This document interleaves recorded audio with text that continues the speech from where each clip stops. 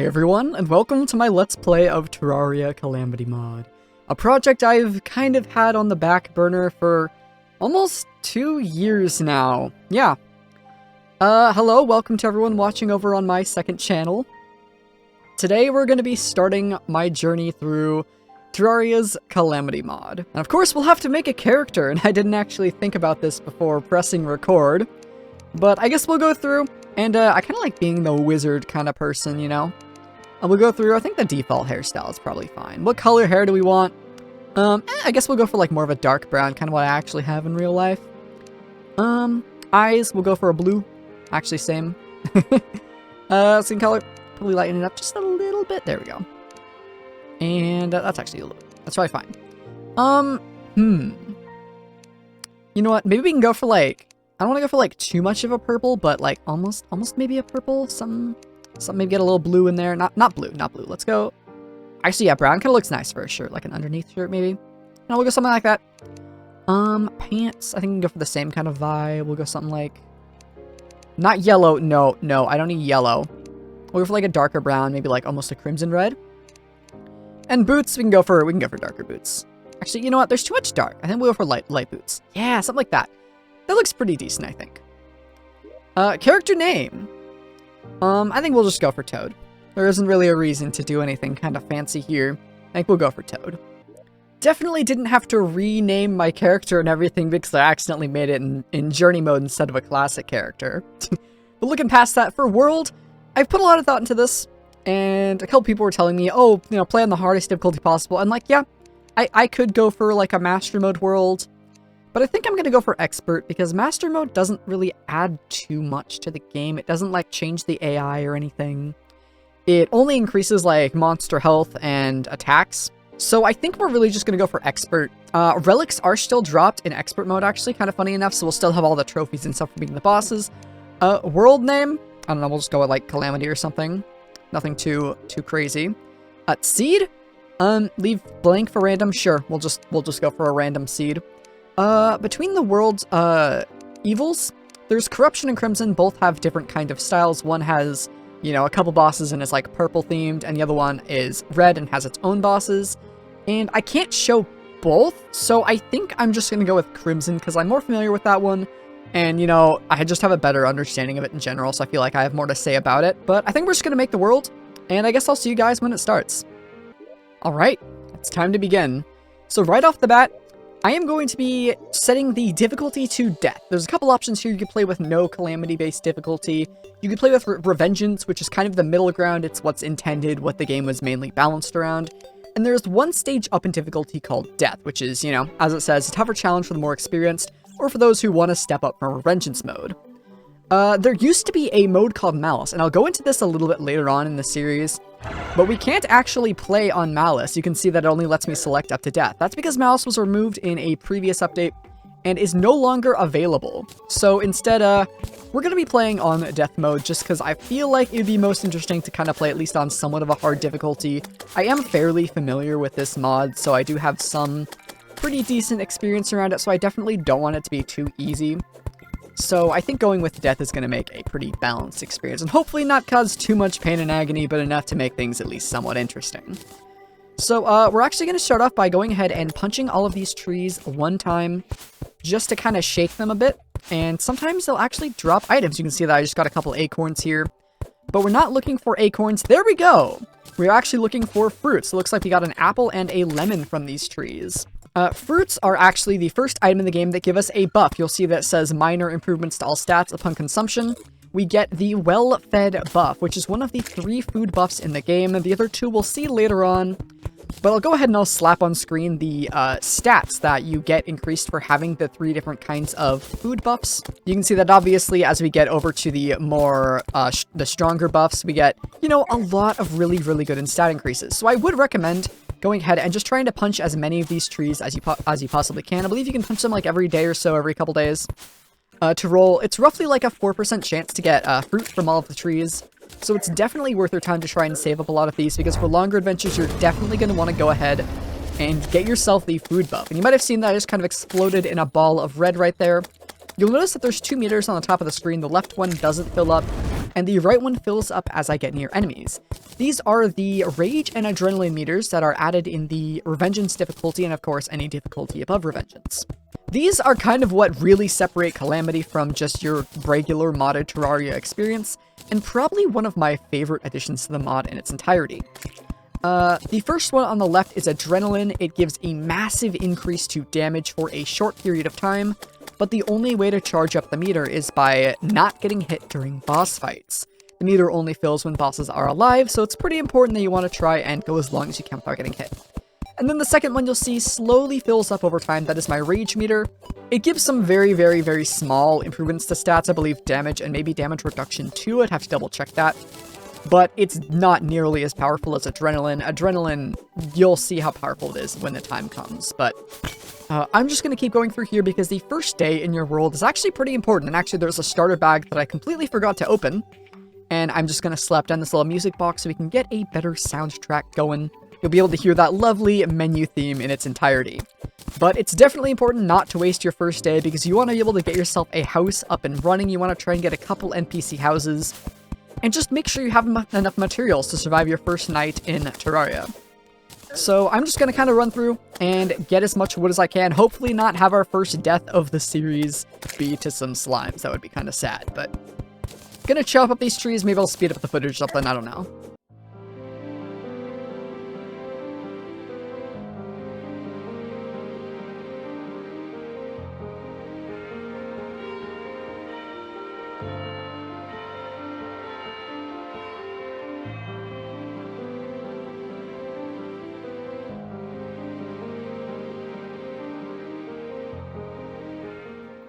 Something interesting is if I zoom in a little bit here, I just realized I was zoomed out super far this whole time, and I didn't mean to really do that. But once I get these slimes out of the way, you can actually hammer the corner of blocks, and it changes kind of their orientation so you can make little easier surfaces to run up and down. That's something to note. Also, I never actually went over what was in that starter bag. So you'll see that we got a tin broadsword. It has the demonic reforged. Some of you that maybe watch my main channel content might see a pretty decent amount of references to Skyblock Reforged names. You'll notice that, kind of funny. But yeah, right now I'm just kind of flattening out the land so I can make a nice basic house. We'll probably make some fancy houses, maybe individualize them for the NPCs later on, but for now, you'll find out the true skill I have at building in this game. If you've seen what I've been able to build in Minecraft, well, you probably know what to expect. I have 5 health left. That is not enough health to do very much, so we're gonna try and not die here. Let me use my rage buff real quick, so I can try and free shot this slime. Maybe take this one out real quick before the rage meter runs out. And alright, looks like we live today.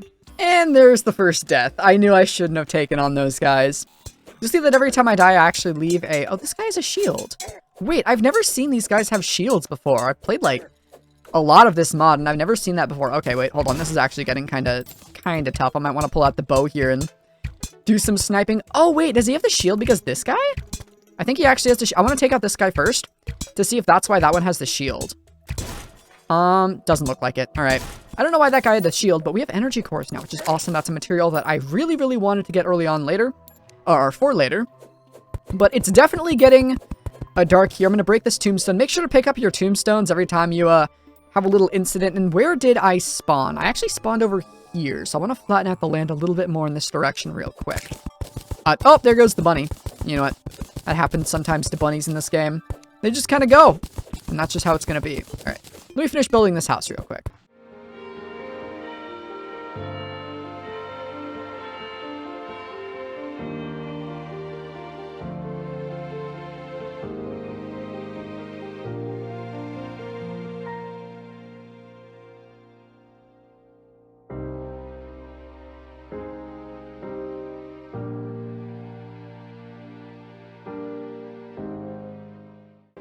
Alright, I've actually finally managed to seal myself in this house, and okay, that's exactly where we're going to spawn, is right on this workbench, so that's perfect to know. But I have to work a little bit quickly because it's quickly becoming nighttime, and I want to get these walls up before nighttime happens. This is just to make sure I can light everything up and make sure enemies can't spawn. So I'm at least going to fill up... Oh, I need to hammer these walls. Oh, it's getting dark, yeah. One thing in this game is there is no luxury of being able to see at night whatsoever. The second it hits nighttime, you are not going to see. So yeah, make sure to get your house done as soon as you can, because the footage is going to be, you know, a little bit dark till I get these torches up, but as soon as I can get this road done and the torches built, we'll be able to see again. So it looks like I'm going to finish this just in the nick of time, and I do recommend you guys absolutely focus on getting your house up during the first night, because it's so important to have somewhere nice and comfy to stay. All right, let's go ahead and start lighting this up a little bit. We can patch up our mistakes as we do this. But yeah, torches help a lot in this game. And there's actually a very interesting mechanic on how torch brightness works. I might get into that a little bit later on, but different colored torches actually are better or worse at giving light depending on what kind of torch you use. So you may think that the standard torch is the best, or you may think the ultra bright torch is the best, but actually, neither of those are the best. The white torch is going to end up being the best because of just how light is like rendered in this game.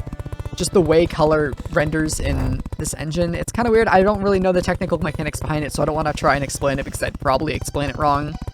But if you're looking for torches to make, white torches are going to be the brightest. But, you know, for your first few days, and most of your playthrough, the standard torch will be more than enough from what you need. Okay, we have our house done. Unfortunately, I did not get any stone, but I do believe there is some stone under the house. So I'm actually going to go ahead and, well, dig the floor down, because there should be some stone right below where I'm digging. And yes, there is. Okay, cool.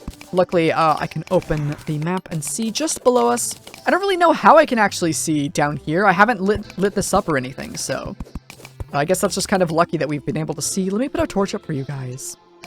Man, I am not used to, like, Let's Playing. If you haven't noticed, this is my first, like, proper Let's Play of a game that isn't, like, my standard Minecraft stuff, so bear with me if my voice dies out halfway through. I'm not used to, you know, not used to talking this much in, like, one sitting unless I'm, like, streaming or something, but, ooh, is that an ore? Oh, look at that, we got some iron ore. That's actually kind of nice. Definitely going to take some of that and patch all of this up with dirt because this is kind of ugly. Luckily, there is two different modes of your cursor. There's a cursor mode where you can just kind of, you know, place wherever you want. And if you press Control on your keyboard, you can actually kind of fill it in. It doesn't seem to want to work right now. Smart cursor, can you please? Okay. It works better when mining, basically. You'll see that if I have Control clicked, you'll see this little orange square. It helps me mine easier without moving my cursor, so usually it helps you place blocks too, but it's being annoying right now and not working when I want to show it, so yeah, oh well. Too bad for me. You know what, let's give ourselves a nicer floor. Here's an interesting mechanic that was added in the 1.4 update of Terraria. You can actually swap blocks on the ground by holding one block in your hand and just building straight on top of another block. So if you want to replace your floor with wood, but you don't want to, like, dig up the whole floor, then just, you know, replace it with wood. It actually works just fine. I don't really know where to end each episode of this series, so we're kind of just going to experiment with this episode. I'm probably not going to get too much done just in the first episode. After that, we'll definitely be getting a lot more done every episode, but for the first one, I kind of just want to, like, you know, break in the series a little bit, show, you know, what I can show, and hopefully kind of give this as a little bit of an introduction to what's to come.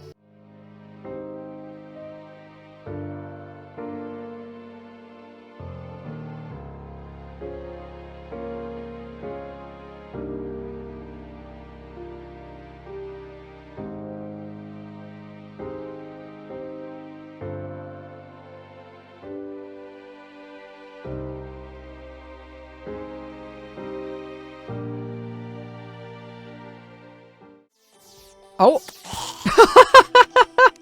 The fallen star just landed on a zombie and did 1,000 damage. Oh, here's another thing. Sometimes enemies can actually hold items. I think you might have seen earlier a slime had like a heart in it. But yeah, also the NPCs can fight back. Thank you, Trent, for assisting on that takeout. Let me get some doors for my house so it feels more like an actual home real quick.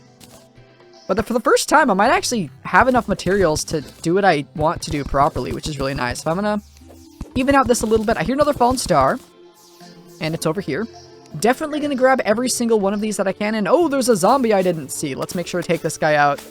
Yeah, you can really see just how dark this game can really get at night. So dark is definitely not one of my favorite times. Make sure you have yourself a house for it. I've said that before.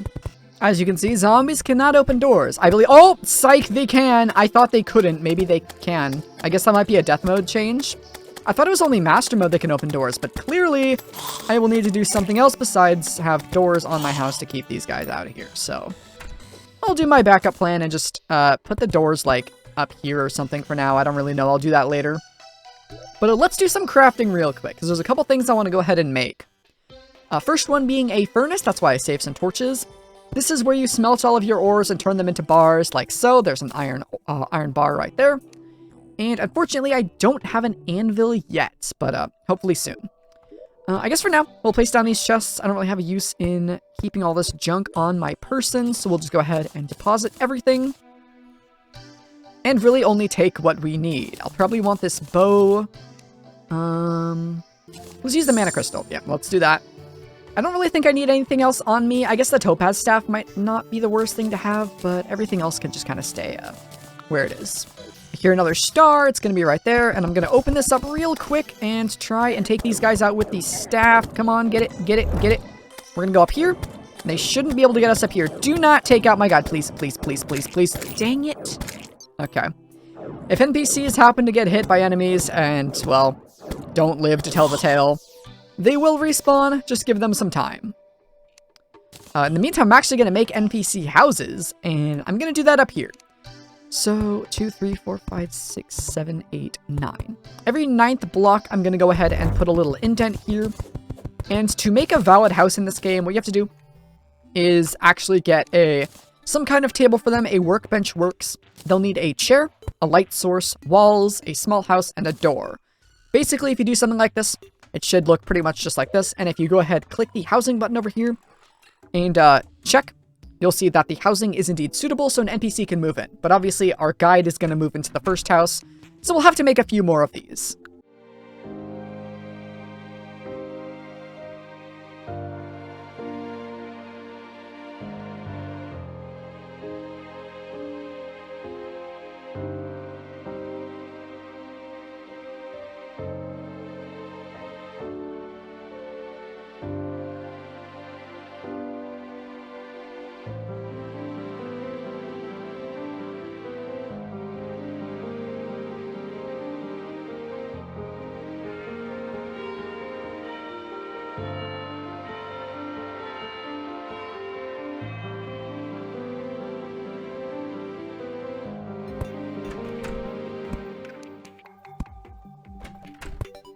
And alright, there we go.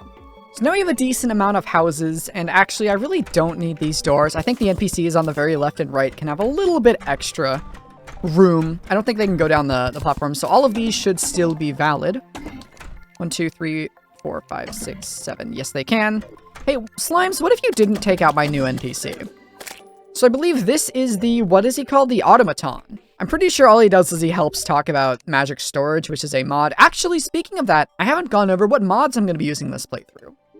So I tried to keep this as vanilla of an experience as possible, so I'm only using the bare essential mods. If you want to start your first ever Calamity playthrough with me, these are the mods I'd recommend you use. Boss checklist, it basically is a checklist that shows every single boss in the game and what order they're intended to be fought in. Very, very, very good. I highly recommend you use this. Obviously, Calamity Mod and the Calamity Mod soundtrack.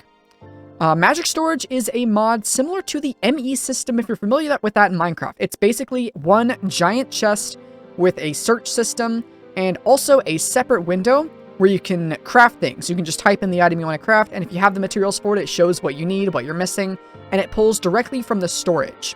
So it's really, really nice, and, well, I wouldn't play modded Terraria without this. This is basically an essential if you want to have any fun.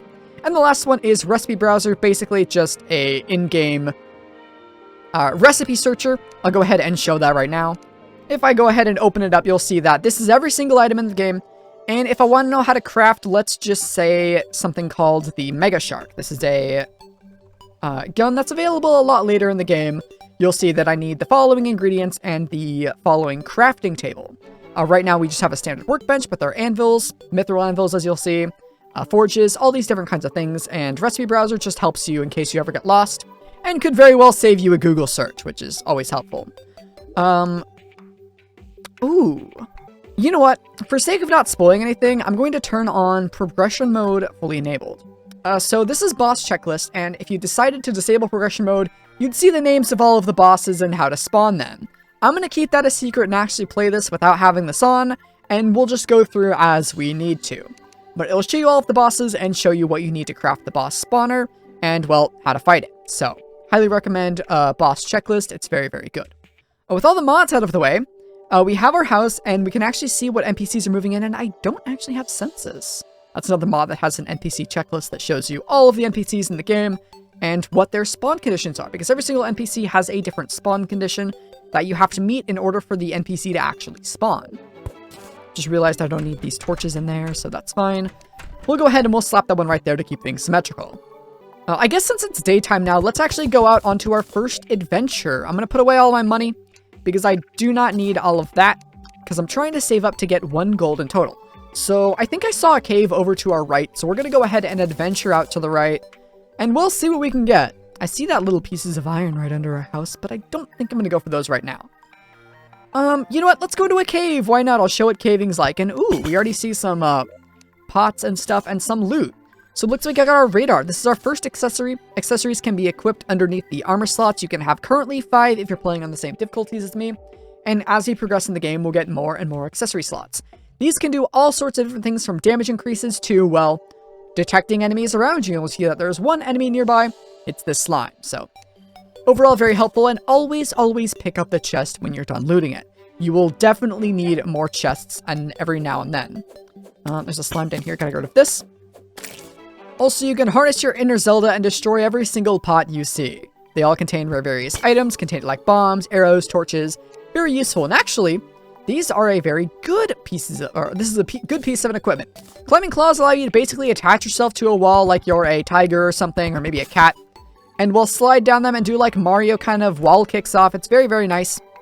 And if you ever find one of these in chests, well, you're pretty much set. I guess while we're kind of going down on an adventure, I want to talk about kind of what this series is going to look like, and I want to get input from you guys. So if there's a couple of you still watching, I want your input on how the pace is going so far. Am I talking too much? Am I giving too much info? Am I, not giving enough info? Let me know what you think. Ooh, there's some iron right here. I'll take that. But yeah. I want to kind of cater this towards just kind of a really, really relaxed style Let's Play. Just something you can watch while, I don't know, you're eating breakfast or something when you wake up. I don't know, kind of whatever you want, but I do want this to be more of a relaxed experience. So let me know if the pacing is too fast, too slow. I definitely wanted to make sure episode 1 wasn't too slow. That's why we're, well, diving into a cave and probably gonna die. There's a topaz crawler right there. They give gems, and I kind of want to take one out. But he went under the water, and I don't really want to get one shot by him. So we're going to keep going down. Alright. This is getting a little bit scary. I didn't think I was going to go this far down. But I have my recall potion, which will teleport me back to the house instantly. If I need to have a panic button, basically. Well, I guess I'll summon... this is a summoning item right here, the squirrel staff.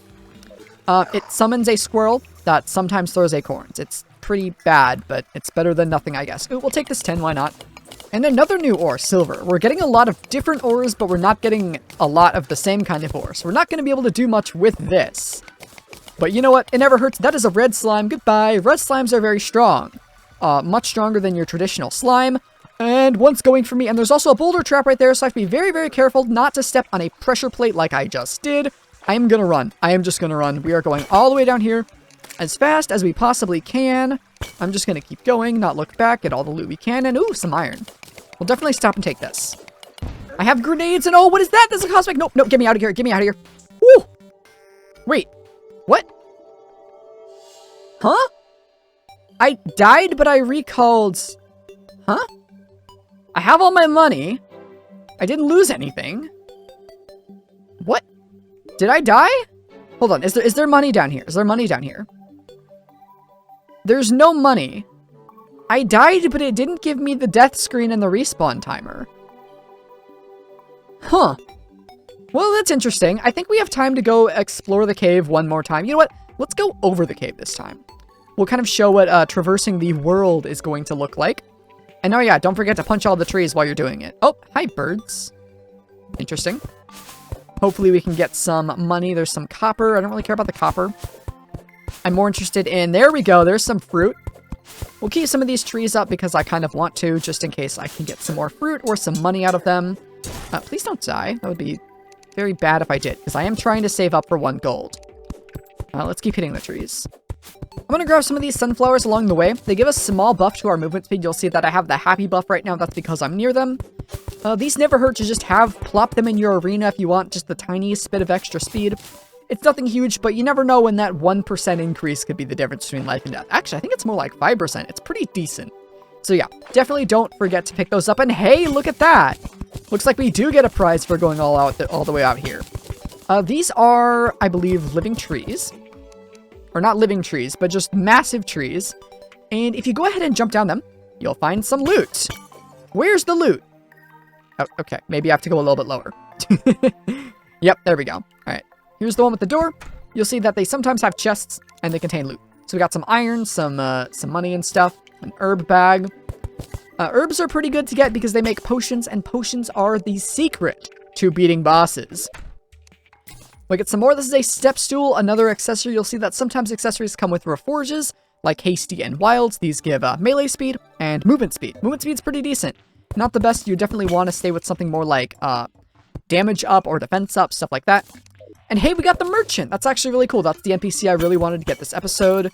But I definitely want to get at least 1 gold, which we're pretty close to right now. Wow, this is a massive tree, actually. I'm pretty surprised. I think we're just going to take everything that we can. I mean, we might as well. Demolitionist has arrived. NPC that sells bombs, stuff that'll make great for caving.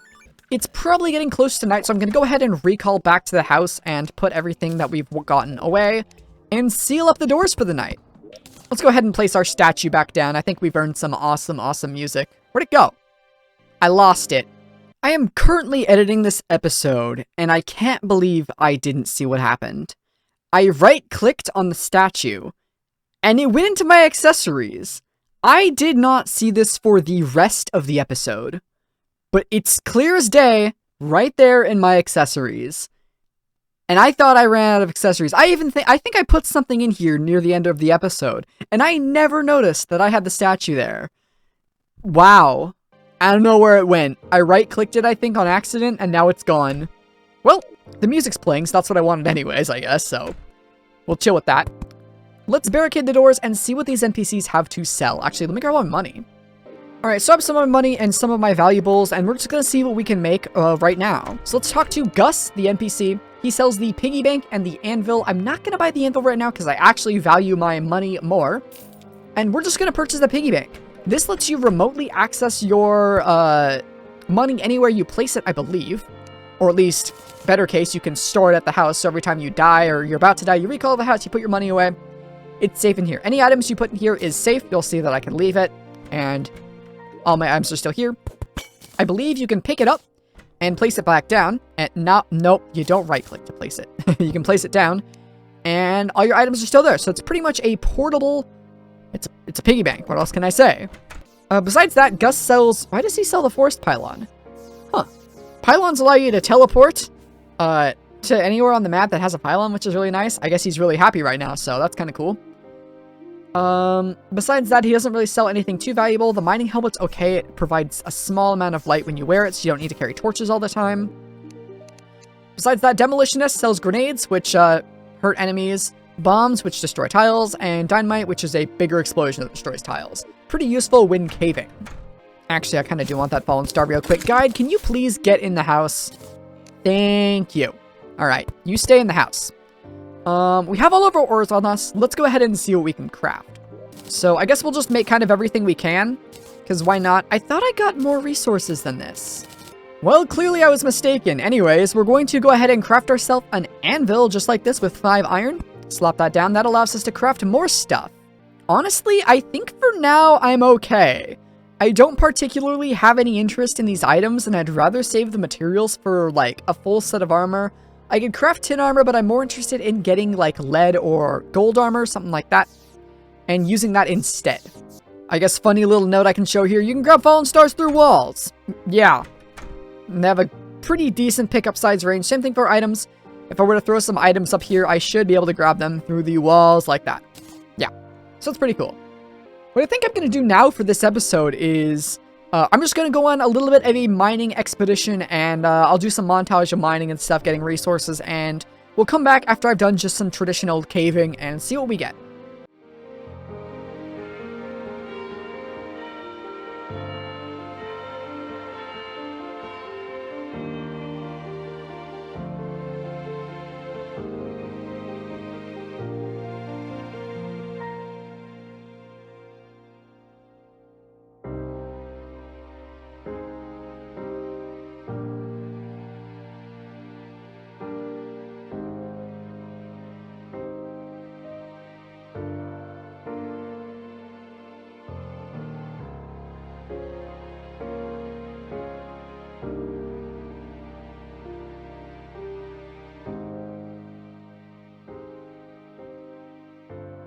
I drank the potion just a minute ago, but I drank a danger sense potion that I found in a pot. It lets you see nearby enemies and, well, cobwebs, apparently, so that's pretty useful. I can tell there was a cave right here, and I could tell it wasn't very deep because of the positioning of the cobwebs, which is pretty good. But we definitely want to be collecting cobwebs.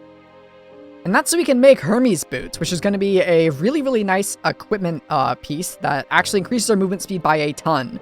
Boots are so important in this game. You have no idea.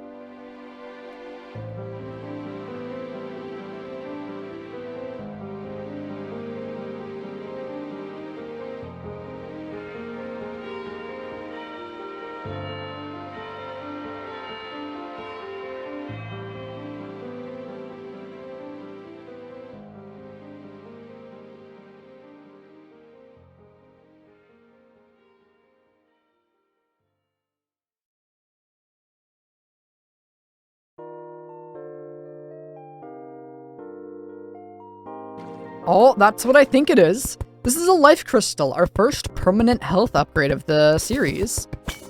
Gotta pick a lot of these up and increase our health. We get a maximum of 140 health from life crystals, but there are also other ways to improve your max health. Speaking of improving our health, the nurse has arrived. The second you use a life crystal, you have a free house. You're most likely gonna find the nurse appearing in your village. Village, town, whatever you want to call it. Oh, that's our first underground chest. Let's go ahead and open that up real quick. And actually, I'm going to check around it first real quick, because this is an awfully suspicious placed chest. Okay, we're good.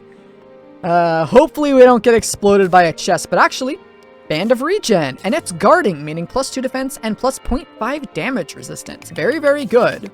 Ooh, the traveling merchant's here. That also means it's daytime. I think I'm going to call our mining expedition real soon here, because I do want to check what the traveling merchant has. I don't really have any money, but you never know. Actually, there's a lot of really good ores here. I'm going to mine this as fast as I can, but definitely before night hits, I am going to go to the traveling merchant, see what he has. I see that Cosmic Elemental. I am out of here. He one-shot me last time. Never again. Alright, traveling merchant is an NPC that rarely appears on mornings. I don't know the exact odds on me, but whenever you see him, make sure to check what his shop has. Currently, we have pink team platforms. Bricklayer increases the speed at which you place down blocks. A painting. Stopwatch is another accessory that we'll want at some point, but I don't have any money. And a counterweight, which is a yo-yo accessory. I'm probably not going to be using yo-yos very much in this playthrough. I do want to go through and experience every class at least once, but yo-yos, I don't know, they're pretty weak usually. Looking at the time I've been recording, it's been just about an hour, so I think I'm actually going to go ahead and call this episode here. First, let's go ahead and check if we can make anything decent. I believe iron and silver are our best materials at the moment. When did we get platinum? Oh, well, we clearly did not get very much platinum. We got a decent amount of silver, so we can make that right now. Any other bars we can make? We can make some more tin. And we can make a lot of iron. Look at that, 120-something iron ore. That's very good. I'm looking at the difference between silver and iron, and silver is a little bit better for armor, but I'm actually going to make iron armor. Not just because I can make a full set of it, but because every single time you equip an entire set of an armor, you'll actually get a set bonus. And the set bonus of iron armor is, well, very good. Armor goes right here, but if you're lazy, you can just right-click it and it goes right on. Take a look at this. So, the helmet gives 2 defense, the chestplate gives 3 defense, and the boots give 2 defense. But look at this set bonus. Reduces damage taken by 3%. Actually, is that just... Okay, each piece reduces your damage taken by 3% for a total of 9%. Very good. The set bonus is 2 additional defense, reduces damage taken by 6%, 2 life regen for the chestplate, and a whopping 25% increase to mining speed. This means I'm going to make a silver pickaxe, because it's the fastest pickaxe we can currently make. Yeah, we're making some serious upgrades to our mining setup, and that's because we're going to be mining a lot, and I want it to go by as quickly as possible. I'm also going to make a grappling hook. I can only make the amethyst one, so we're going to make the amethyst one. You can use the grappling hook, and you stick to walls. It's very nice. You can use it to cancel fall damage if you're good enough. And overall, grappling hooks are essential to get as soon as you can. I think we're going to go ahead and test how fast we can mine right now before and after, just to give you guys kind of a perspective of how fast we can mine now. So before, this is how fast we could break dirt. And now if I go ahead and put on this and switch to the pickaxe, yeah, it's pretty sizable. And I believe it's even more noticeable on something like stone. If I go over and start mining stone now, we're mining it about as fast as we used to mine dirt, which is very, very nice and is going to make mining so much easier. There's a lot of different buffs and accessories you can find that increase our mining speed. And well, we're going to want all of them because mining speed is so nice to have. It's just a very nice quality of life buff. And I look forward to getting more of it. But I think I'm honestly going to call episode 1 of our Calamity series here. It's been just about an hour of recording and I don't want these episodes to go on too long. No idea how long this is going to take to edit or how long the final video is going to be. But I guess that's it for this episode of Calamity. If you enjoyed, a like rating is always greatly appreciated. If you're new to the channel, hit the subscribe button. I'm going to be trying to be uploading this pretty frequently. My motivation to finish this Let's Play is pretty high, so hit the subscribe button and turn on the notification bell. That's super important. Small channels like this do not get notified, or do not really get shown in the YouTube algorithm at all, so if you do want to see any more of these videos, you're going to want to hit that notification bell and check back on this channel pretty frequently. But that's it for today. Hopefully you all enjoyed, and I can't wait to see you all in episode 2 of Calamity.